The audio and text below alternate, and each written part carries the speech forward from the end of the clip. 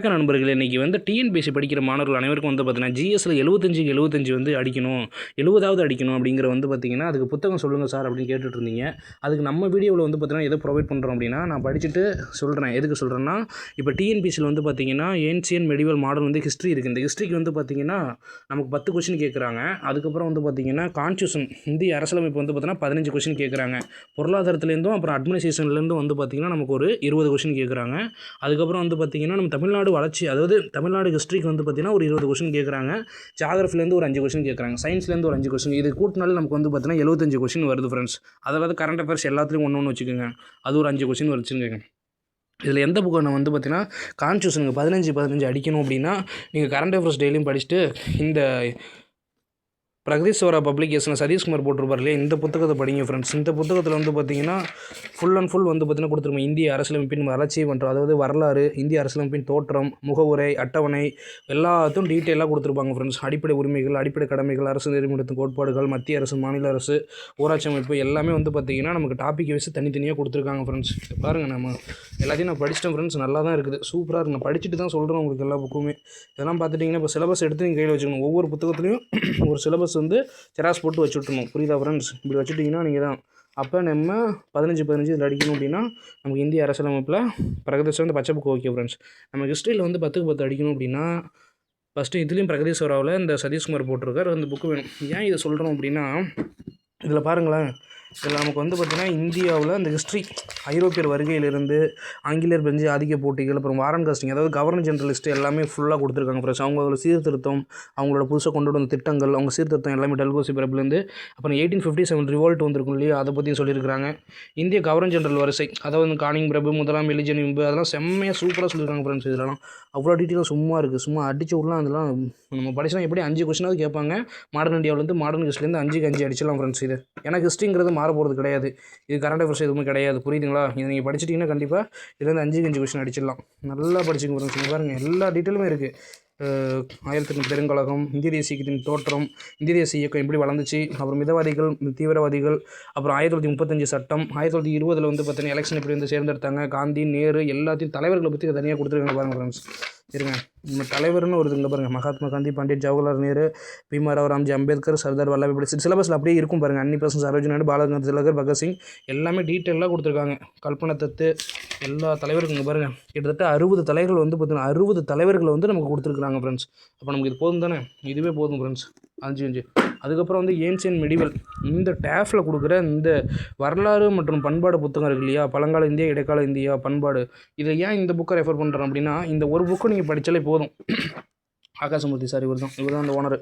இவரோட புத்தகம் வந்து இதில் வந்து என்னென்ன இருக்குது அப்படின்னா, இங்கே பாருங்கள், பழங்காலத்துலேருந்து இப்போ இதுலேருந்து கேள்வி கேட்க ஆரம்பிச்சிட்டாங்க. முன்னெல்லாம் அதை கேட்க மாட்டாங்க, நான் இப்போதே வர கேட்க ஆரம்பிச்சிட்டாங்க. சிந்தசமணி நாகரிகம், குப்தர்கள், முன்வேத காலம், பின்வேத காலம், அப்புறம் வந்து பார்த்திங்கன்னா அந்த அறிவு மலர்ச்சி காலம்னு சொல்லிட்டு அவைதிக சிந்தனை, அதெல்லாம் சம்மணம், பௌத்தம் எல்லாமே இருக்குது ஃப்ரெண்ட்ஸ் இதில் வந்து.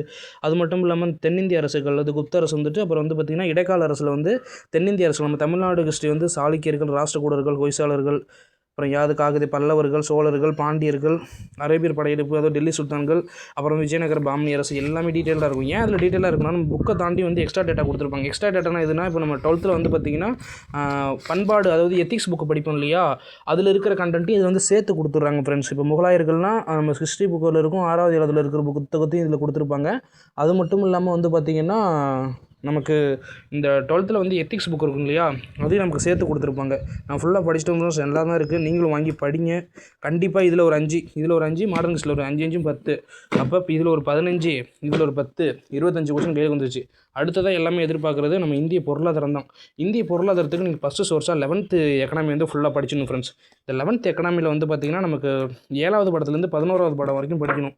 அது ஏன் அப்படி சொல்கிறோம் அப்படின்னா, இந்த 7வது படத்துலேருந்து 11வது படம் வந்து பார்த்திங்கன்னா இந்திய பொருளாதாரம் இயல்புகள் அங்கே தான் ஆரம்பிக்குது. அது இந்திய பொருளாதாரம் விடுதலைக்கு முன்னரும் பின்னரும், இந்தியாவின் மேம்பாடு அனுபவங்கள், ஊரக பொருளாதாரம், தமிழ்நாட்டு பொருளாதாரம் மோஸ்ட் இம்பார்ட்டன்ட். ஏன்னா நம்ம டிஎன்பிஎஸ்சி தானே படிக்கிறோம். ஸோ இதுக்கு வந்து பார்த்திங்கன்னா செம்மையாக நீங்கள் படிச்சிடலாம் ஃப்ரெண்ட்ஸ். இதனால் நீங்கள் படிச்சிட்டிங்க அப்படின்னா எக்கனாமியில் 11வது புக்லேருந்து 5 கொஸ்டின் ஃப்ரெண்ட். கண்டிப்பாக இந்த பொருளாதார புக்கில் 11வது ரெஃபர் பண்ணுவேன்.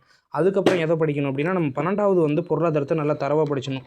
இதில் வந்து பார்த்திங்கன்னா நம்ம எதை படிக்கணும் அப்படின்னா, இங்கே பாருங்கள், 2வது பாடம், 3வது பாடம், அதுக்கப்புறம் விட்டிங்கன்னா பணவியல், பொருளியல், அப்புறம் வந்து பார்த்திங்கன்னா வங்கியியல், பன்னாட்டு பொருளியல், பன்னாட்டு பொருளாதார அமைப்புகள் கூட இப்போ தேவையில்லாதெல்லாம் அதிகம் கேட்க மாட்டாங்க கொஸ்டின்.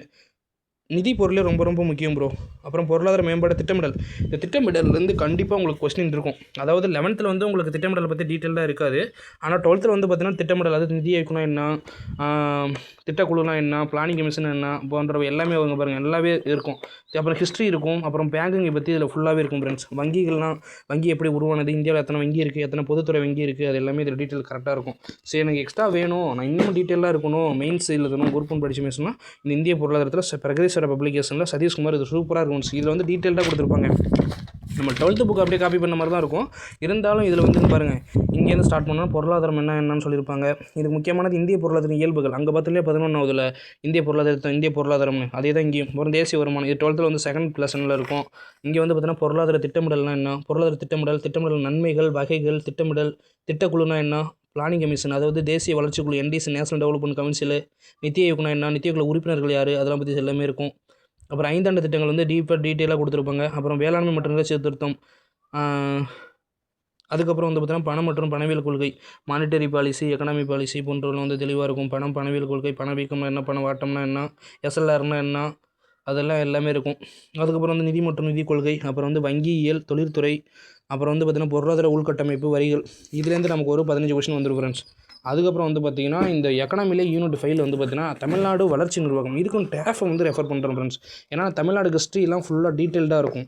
இப்போ இதில் எடுத்துக்கிட்டிங்க அப்படின்னா தமிழ்நாடோட திட்டங்கள் வந்து பார்த்திங்கன்னா 1950லேருந்துங்க பாருங்கள் பூராமே திட்டங்கள் எல்லாமே இருக்குதா. இங்கே வந்து பார்த்திங்கன்னா தெளிவாக கொடுத்துருப்பாங்க. தமிழ்நாடோட அடிப்படை தகவல்கள் என்ன, சமூக நீதி அதாவது இடஒதுக்கீடு என்ன, அதுக்கப்புறம் கல்வி எப்படி இருந்துச்சு தமிழ்நாட்டில், சுகாதாரம் எப்படி இருந்துச்சு, மின் ஆளுமை அதாவது கவர்னன்ஸ் இல்லாமல் ஒரு கொஸ்டின் இருக்கவே இருக்காது. கண்டிப்பாக தமிழக மின் ஆளுமை 1, தமிழக மின் ஆளுமை 2 படிச்சிங்கன்னா கண்டிப்பாக உங்களுக்கு ஒரு கொஸ்டின் இருக்குது.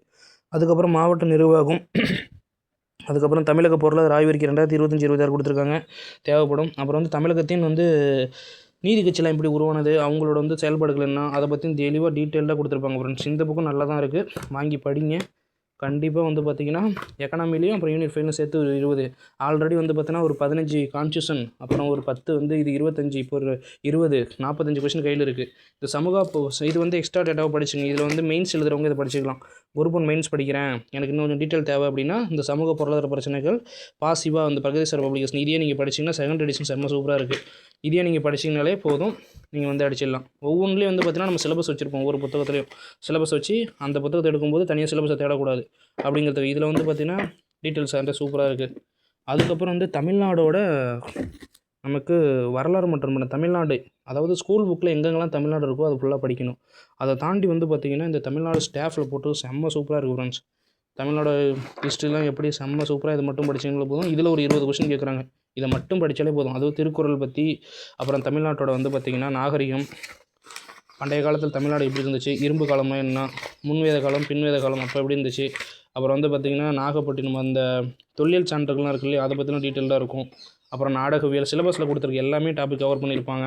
கண்டிப்பாக இந்த குரூப் 1ல் வந்து பார்த்திங்கன்னா இந்த புத்தகத்துலேருந்து கொஸ்டின் எதிர்பார்க்கலாம் ஃப்ரெண்ட்ஸ். அப்புறம் நீதி கட்சி வரலாறு, நீதி கட்சி தோற்றம், பெரியார், அண்ணா அவங்கள பற்றி, அப்புறம் வந்து மிதவாதிகள், தீவிரவாதிகள் எல்லாமே தமிழ்நாட்டோட பங்களிப்பு, சுதந்திர போராட்டத்துக்கு எல்லாமே கொடுத்துருப்பாங்க. வேலுநாச்சியார், வீரபாண்டிய கட்டபொம்மன், அப்புறம் வந்து பார்த்திங்கன்னா தீரன் சின்னமலை, இவங்க எல்லாத்தையும் பற்றி கொடுத்துருப்பாங்க. இது நம்ம டேஃபில் இருக்கிற புக்கு வேணால் வாங்கிக்கோங்க. அதுக்கப்புறம் வந்து பார்த்திங்கன்னா நம்ம ஜாகிரஃபிக்கு வந்து பார்த்திங்கன்னா 5 கொஸ்டின் கேட்குறாங்க சொன்னோம் இல்லையா, அந்த ஜாகிரஃபி வந்து ஸ்கூல் புக்கு தான் ஃப்ரெண்ட்ஸ். ஸ்கூல் புக்கை இது மாதிரி நான் 1 பண்ணி வச்சுருக்கிறேன். அதாவது 6வதுலேருந்து 10வது வரைக்கும் இருக்கிற ஸ்கூல் புக்கு நீங்கள் ஃபுல்லாக படிச்சிடணும்.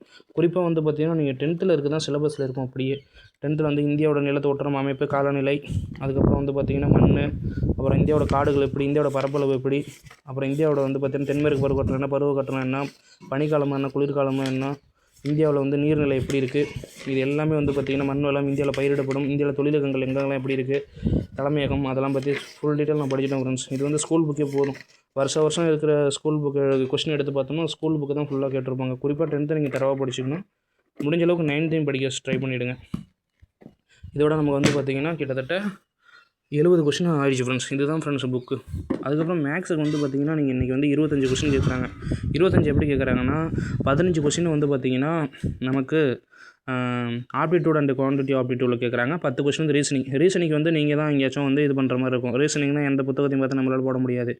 ஆனால் நமக்கு வந்து பார்த்திங்கன்னா இயேசுவாவோட இந்த பப்ளிகேஷன் செம்ம சூப்பராக இருக்குது. இருக்கிற எல்லா எடுத்துக்காட்டு சமம் ஒன்று விடாமல் எல்லாமே போட்டாங்க. கிட்டத்தட்ட வந்து 2 எடிஷன் கொடுக்குறாங்க. மொதல் எடிஷனில் வந்து பார்த்திங்கன்னா சதவீதம், தனி வட்டி, கூட்டு வட்டி, பரப்பளவு மற்றும் கன அளவு, எண்ணியல் இதை நீங்கள் படிச்சுட்டா மொதல் டாப்பிக்கை போட்டாலே 15 கொஸ்டினில் ஒரு 8 கொஸ்டின் அடிச்சிடலாம். 2வது டாபிக் வந்து பாருங்கள், 2வது இந்த புக்கு, அதாவது மீப்போவா, மீசிமா, அப்புறம் விகிதம் மற்றும் விகிதாசாரம், அப்புறம் காலம் மற்றும் வேலையும், விவரங்களை கையாளுதல், சுருக்குதல். இதுக்குள்ளேயே நம்ம சப் டாபிக் எல்லாமே வந்துடும். இப்போ காலம் மற்றும் வேலையை எடுத்துட்டா என்னடா இதில் வந்து நேர்மறை கலப்பு மாறல் அதெல்லாம் இல்லைன்னு பார்க்காதீங்க, இதுலேயும் இருக்கும். விகிதம் விகிதாசாரம் இதுலேருந்து ஒரு 8 கொஸ்டின், இதுலேருந்து ஒரு 8 16 கொஸ்டின். அப்போ இதுலேருந்து நமக்கு கண்டிப்பாக ஒரு 15 கொஸ்டின் வந்துடுது. இப்போ அது ரீசனிங் மட்டும் பார்க்க சொல்கிறேன் ஃப்ரெண்ட்ஸ். Thank you friends. வீடியோ பிடிச்சிருந்தா புத்தகம் அந்த வாங்கணுன்னா சொல்லுங்கள், நம்ம வாங்கி வந்து பார்சல் போட்டு விடுவோம். எந்த புத்தகம் வேணும்னாலும் சொல்லுங்கள் ஃப்ரெண்ட்ஸ். ஓகே ஃப்ரெண்ட்ஸ், எந்த புத்தகம் வேணாலும் சொல்லுங்கள், நம்ம வந்து வாங்கி போட்டுருவோம். இதுதான் ஃப்ரெண்ட்ஸ் நீங்கள் படிக்க போகிற புத்தகம்.